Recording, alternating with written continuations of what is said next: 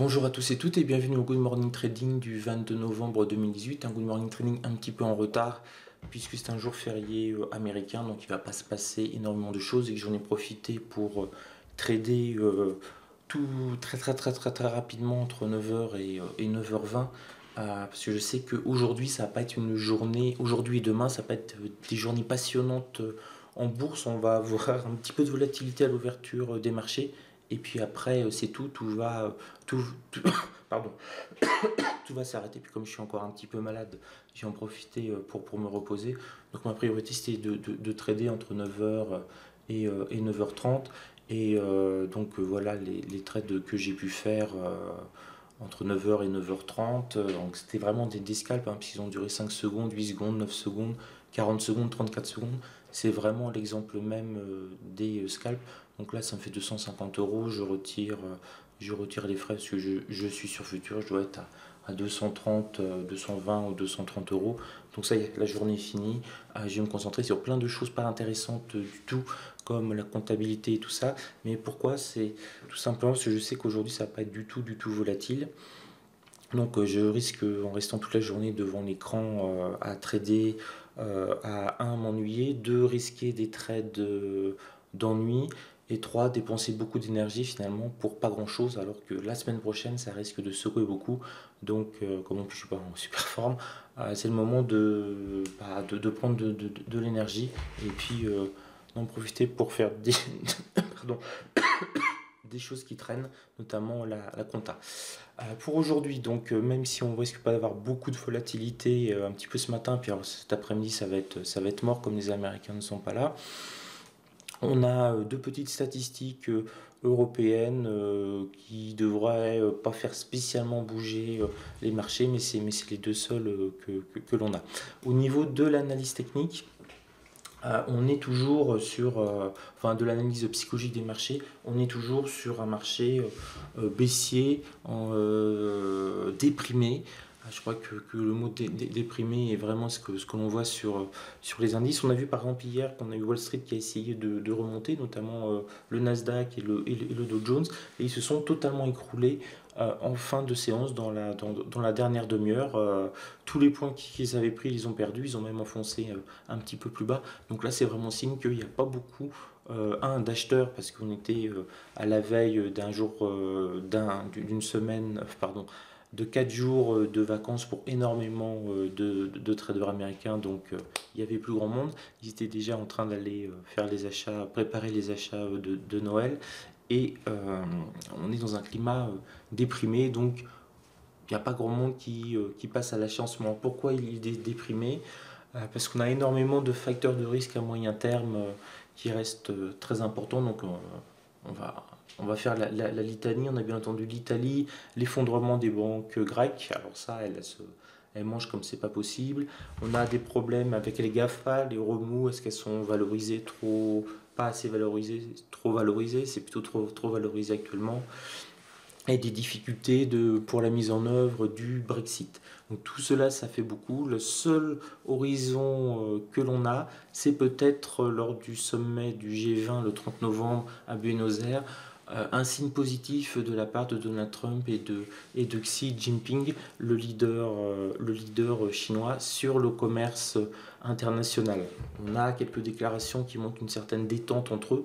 Ils se sont remis à négocier alors que ça avait été gelé pendant 3 mois. Donc ça peut être pour le moment à l'horizon le seul, la seule chose positive qui pourrait repartir les marchés vers le nord. Là, pour le moment, c'est vraiment des marchés déprimés. Et on le voit très bien, hein.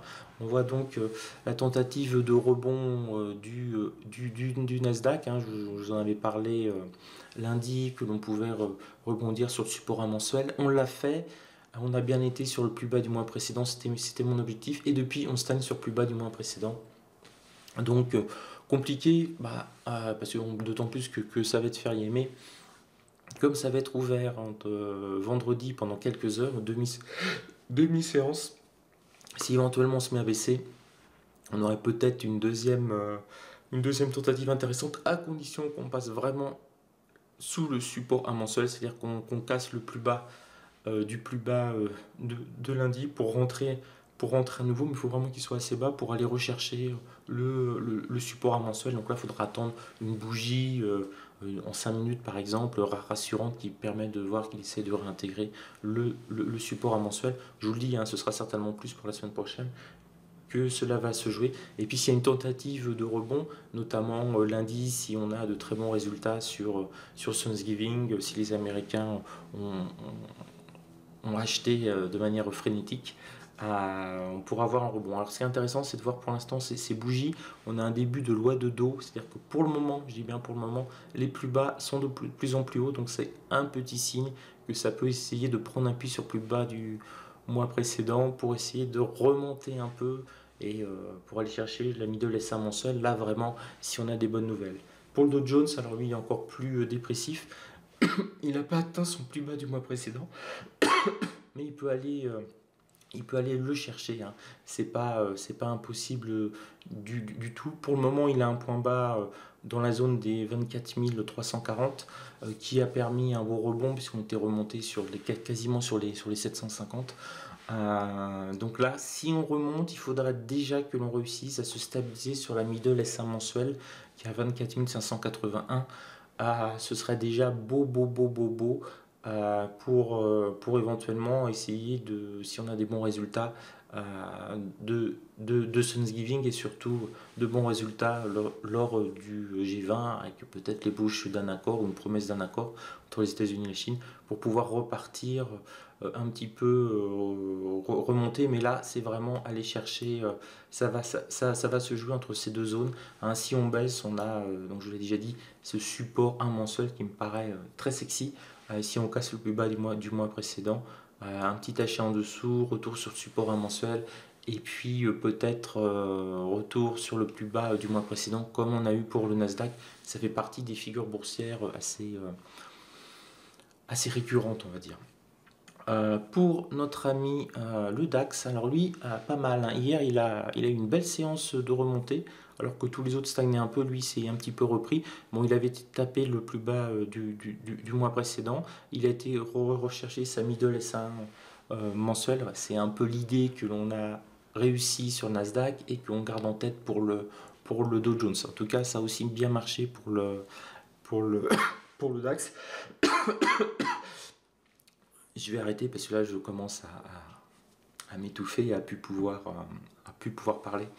Et sur le CAC 40, on a un petit peu le même scénario, mais avec un scénario beaucoup plus faible, puisqu'il n'arrive pas, contrairement au DAX, à essayer de se maintenir sur la middle S1 mensuelle. Lui, il a complètement capitulé. Donc on peut s'attendre, si ça continue comme ça, à avoir vraiment encore une vague baissière sur le CAC 40. Je coupe, je vous laisse et je vous souhaite une bonne journée de trading avant de m'étouffer complètement. Et demain, demi-journée fériée, il ne devrait pas se passer grand-chose encore. Ça risque ce sera encore plus mou que maintenant. Et c'est surtout lundi le retour sur les marchés. Sur ce, je vous souhaite une belle journée de trading et si vous êtes malade, soignez-vous.